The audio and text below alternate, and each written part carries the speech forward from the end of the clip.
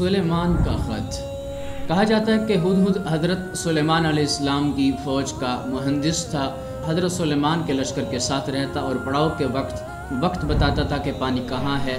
ایک دفعہ لشکر نے ایک مقام پر پڑاؤ کیا تو ہدہد کو غیر حاضر پایا گیا۔ ہدہد کی غیر حاضری کی تھوڑی سی دیر گزری تھی کہ وہ آ گیا۔ اس نے کہا، اے اللہ کے نبی علیہ الصلوۃ والسلام، جس بات کی آپ کو خبر نہیں، میں اس کی ایک نئی خبر لے کر آپ کے پاس حاضر ہوا ہوں۔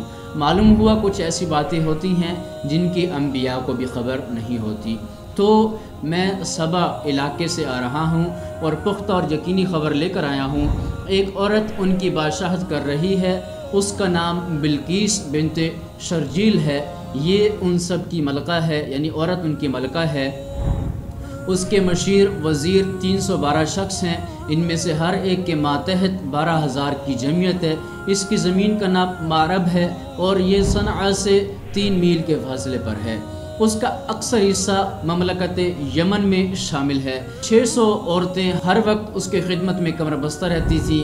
اس کے دیوان خاص میں ایک تخت تھا، بہت بڑا محل تھا، بلند و بالا کشادہ اور فراخ پختہ، مضبوط اور صاف، جس کے مشرقی حصہ میں 360 طاق تھے اور اتنے ہی مغربی حصہ میں۔ اسے اس صنعت سے بنایا تھا کہ ہر دن سورج ایک طاق سے نکلتا اور اس کے مقابلہ کے طاق سے جو سامنے والا ہوتا تھا غروب ہوا کرتا تھا۔ اہل دربار صبح شام اس کو سجدہ کرتے تھے۔ وہ سب کے سب لوگ سورج کی پوجا کرتے تھے اور اللہ تعالیٰ کا ان سے کوئی واسطہ نہیں تھا، کوئی اللہ کی عبادت نہیں کرتا تھا۔ ہدہد کی خبر سننے کے ساتھ حضرت سلیمان علیہ السلام نے اس کی تحقیق شروع کر دی کہ اگر یہ سچا ہے تو قابل معافی ہے اور اگر جھوٹا ہے تو ہدہد کو سزا ملے گی۔ اس سے فرمایا کہ میرا یہ خط بلقیس کو، جو وہاں کی فرمانروا ملکہ ہے، دے کر آؤ۔ اس خط کو چونچ میں لے کر یا پر سے بندھوا کر ہدہد کو اڑا دیا گیا۔ وہاں پہنچ کر بلقیس کے محل میں ہدہد گیا اور وہ اس وقت خلوت خانہ میں تھی۔ اس نے طاق میں سے وہ خط اس کے سامنے رکھا اور ادب کے ساتھ ایک طرف ہو گیا۔ اسے سخت تعجب معلوم ہوا، حیرت ہوئی اور ساتھ ہی کچھ خوف و دہشت بھی ہوئی۔ خط کو اٹھا کر اس نے مہر توڑی، خط کھول کر پڑھا۔ اس کے مضمون سے واقف ہو کر اپنے عمراء، وزراء، سردار اور رؤسا کو جمع کیا اور کہنے لگی کہ ایک باوقعت خط میرے سامنے ڈالا گیا ہے۔ اس خط کا باوقعت ہونا اس پر اس سے بھی ظاہر ہو گیا تھا کہ ایک جانور، ایک پرندہ اس کو لے کر آیا ہے۔ وہ ہوشیاری اور احتیاط سے اس کو پہنچا کر گیا ہے۔ سامنے باادب رکھ کر ایک طرف ہو جانا، تو وہ جان گئی تھی کہ یہ خط بہت مکرم ہے، کسی باعزت شخص کا بھیجا ہوا خط ہے۔ پھر خط کا مضمون سب کو پڑھ کر سنایا کہ یہ خط حضرت سلیمان کا ہے۔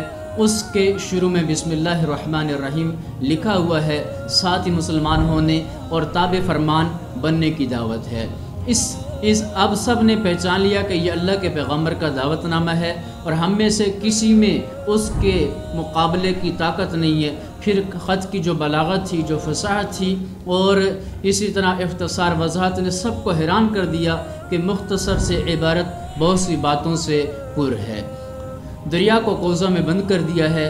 علماء کرام کا مقولہ ہے کہ حضرت سلیمان علیہ السلام سے پہلے کسی نے خط میں بسم اللہ نہیں لکھی۔ اللہ تعالیٰ نے اس کا سورہ نمل میں تفصیل کے ساتھ ذکر کیا ہے۔ اللہ تعالیٰ قرآن میں فرماتا ہے، قال فننظر اصدقت ام کنت من الکاذبین سے لے کر واتونی مسلمین تک۔ فرمایا سلیمان علیہ السلام نے کہا، اچھا ہم دیکھیں گے تو نے سچ کہا ہے یا تو جھوٹا ہے۔ میرا یہ خط لے جا اور اسے ان کی طرف ڈال دے، پھر ان کے پاس پھر آ اور دیکھ کہ وہ کیا جواب دیتے ہیں۔ بلکہ نے کہا، دربار والو، میری طرف ایک نامہ گرامی ڈالا گیا ہے، وہ سلیمان کی طرف سے ہے اور مضمون یہ ہے، شروع اللہ کا نام لے کر جو بڑا مہربان نہایت رحم کرنے والا ہے، کہ مجھ سے سرکشی نہ کرو، متی اور فرما بردار ہو کر میرے پاس چلے آؤ۔ اور اس طرح وہ خط جب پڑھ کے سنایا گیا اور پھر اس کے بعد کچھ اس کے مشیروں نے مشورہ دیا کہ ہم اس پہ حملہ کرتے ہیں، لیکن بعد میں یہ بات طے پائی کہ نہیں، ہم جا کے سارے اس کے فرما بردار ہوتے ہیں۔ اور اس کے بعد وہ سارے کے سارے اس کی فرما برداری کے لیے نکل پڑے اور اس طرح سارے فرما بردار ہو کر اللہ کے نبی سلیمان علیہ السلام کی خدمت میں پہنچ گئے اور واقعہ اختتام پذیر ہوا۔